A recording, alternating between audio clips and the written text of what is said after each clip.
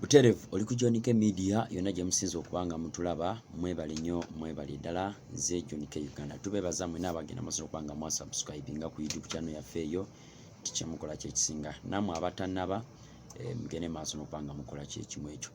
Olunaku olwaliro ngenda kubeera nga njogera ku nsonga z'ebisiyaga. Waliwo akatambi akatambula ennyo ku social media nga kalaganga Bishop Kiganda bw'awagira ebisiyaga mu ggwanga lya Uganda.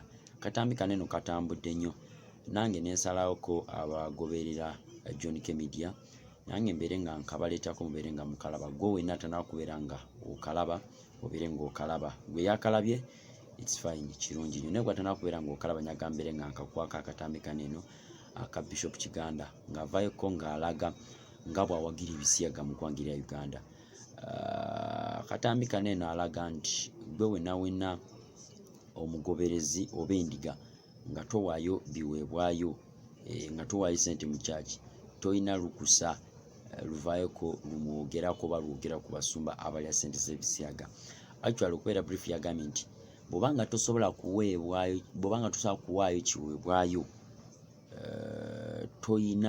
tosobola kuvaayoko n'ogamba nti baleme kulya sente z'ebisiyaga. Bw'oba toyagala balye sente z'ebisiyaga kwata sente weeyo ziddukanye emirimu kya Katonda. So ndowooza n'avaayoko mu lwatu era abantu abasinga bavuddeko ne bamujaajinga ne baga kino kiraga nti kituufu Bishop Kiganda ayinza okubeera nga awagira ebisiyaga sinakindi nga y'omu ku balya sente z'ebisiyaga. So bantu bangi bavuddeko ne bavumirira abali b'ebisiyaga abakwatagana nabo.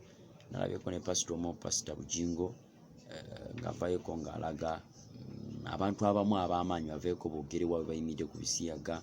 So nga kiraga nga y'omu ku bapasita bayinza okubeera nga balwanyisa ebisiyaga.